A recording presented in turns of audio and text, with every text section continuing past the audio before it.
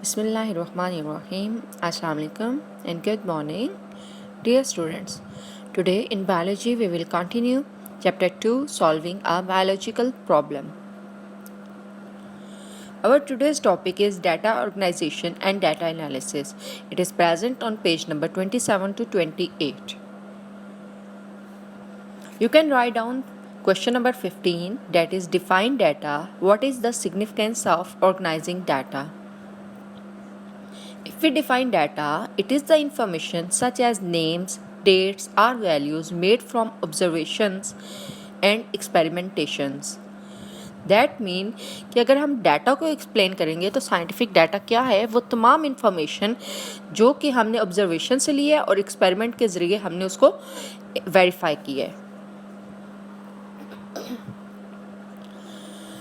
Significance of organizing data, that means why we organize data.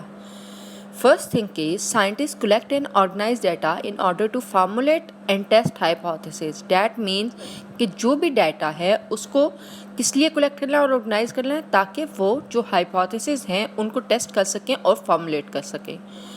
As we know कि test जब तक आप hypothesis इस काबिल ना हो कि आप उसे टेस्ट कर सको और उसको प्रूव कर सको, तब तक आपका जो है वो साइंटिफिक या बायोलॉजिकल जो प्रॉब्लम है वो सॉर्ट आउट नहीं हो सकती.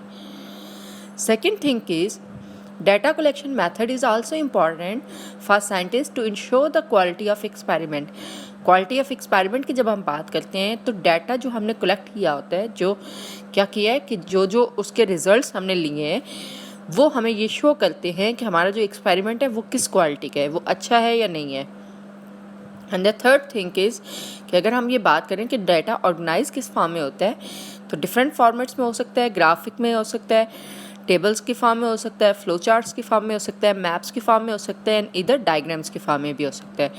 तो डैट मीन्स के साइंटिफिक डाटा या बायोलॉजिकल जो डाटा है किसी भी बायोलॉजिकल प्रॉब्लम को सॉल्व करने के लिए वो हम इनमें से किसी भी फॉर्मेट में कर सकते हैं. Next question is question number 16. How to principle of ratio and proportion are used in biological method. आगे हमने बात की है कि हमारे पास बायोलॉजिकल डाटा जो है उसे हम डाटा एनालिसिस के लिए यूज़ करते हैं. अब जो डाटा एनालिसिस है वो हम रेशियो और प्रोपोर्शन के ज़रिए करते हैं, वो कैसे इम्पोर्टेंट है. इसका आंसर आप पेज नंबर 28 पे जो ये सेकंड पैराग्राफ है डाटा एनालिसिस का, ये पूरा आपने राइट डाउन करना है. ठीक है, इसमें मैं सिर्फ आपको इस डायग्राम की फॉर्म में आपको थोड़ा सा क्लैरिफाई करूँगी कि किस तरीके से हम रेशियो को और किस तरीके से हम जो है प्रोपोर्शन को उसको एक्सप्लेन करते हैं. फर्स्ट चीज़, अगर हम रेशियो की बात करते हैं तो ये हमारे पास क्या होता है कि अगर दो वैल्यूज़ हैं तो हम उन दोनों में ये देखते हैं कि इनका रिलेशनशिप क्या है.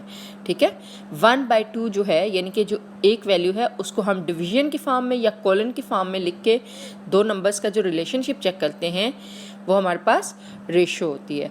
फॉर एग्ज़ाम्पल जिस तरह यहाँ पे फर्स्ट रेशियो दी हुई है 14:20, इसका मतलब ये है कि 14 आउट ऑफ 20. इसी तरह सेकंड रेशियो है x ratio by 100, how many out of 100. That mean proportion हमें क्या है कि एक हमारी 20:14 की रेशियो है और दूसरी रेशियो क्या है x/100 की रेशियो है. अब इस रेशियो को अगर हम प्रोपोर्शन की फॉर्म में फाइंड आउट करें तो हम किस फॉर्म में कर सकते हैं.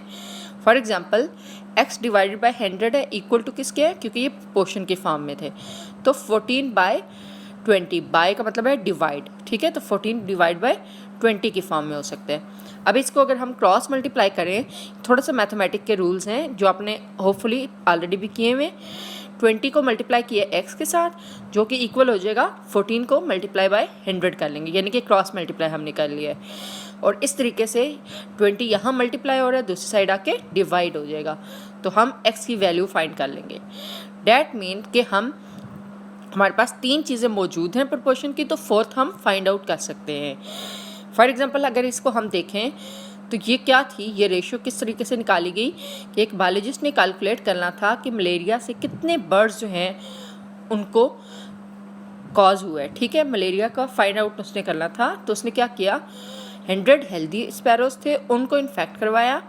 ठीक है, इन्फेक्टेड जो मॉस्किटो से उससे बाइट करवाया. तो उसने ये नोट किया था कि जब उसने मॉस्किटोज़ को बाइट करवाया था 20 स्पैरोज को, तो उसमें से 14 में मलेरिया हुआ था। तो अब वो अगर ये प्रोपोर्शन का रूल यूज़ करके करे तो उसे आइडिया हो जाएगा कि कितना हो सकता है।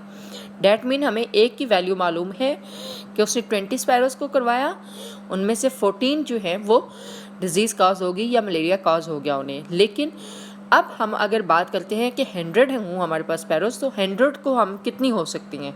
तो इसका मतलब ये है कि अगर हमारे पास 100 स्पैरोज़ हों तो उसमें से 70 स्पैरोज़ जो होंगी वो मलेरिया की कॉज उनको हो सकता है, ठीक है, डेट विड गेट मलेरिया।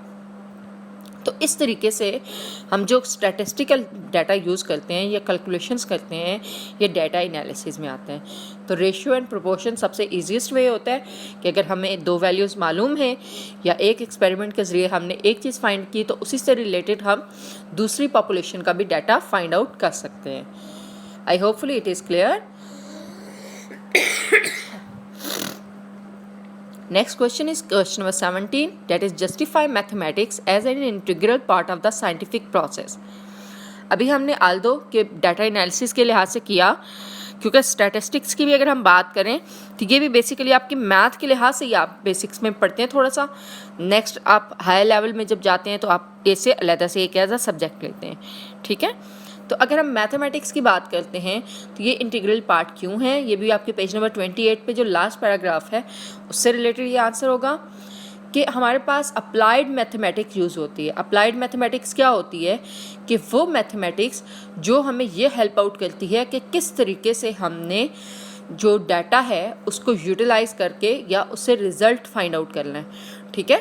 एक्सपेरिमेंट करके उससे जो रिज़ल्ट्स की इंटरप्रिटेशन है, रिज़ल्ट्स को एक्सप्लेन करना है, वो हम मैथमेटिक मेथड से करते हैं या अप्लाइड मैथमेटिक्स से करते हैं, ठीक है।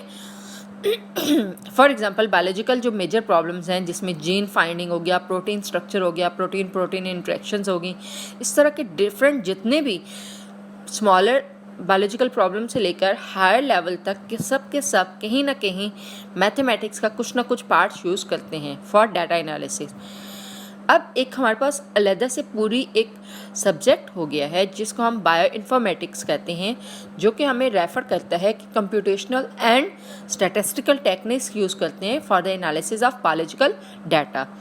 पहले तो हम सिंपल क्या होता था हाथ से यूज़ कर रहे हैं, रिटन कर रहे होते हैं, लेकिन अब क्योंकि हमारे पास एडवांस्ड होते हैं तो हम कंप्यूटर यूज़ कर रहे होते हैं। स्टैटिस्टिकल टेक्निक्स हमारे पास ऑलरेडी मौजूद होती हैं, जैसे एक्सेल शीट्स हो गई, MS एक्सेल हो गया, इसी तरीके से SPSS हो गए।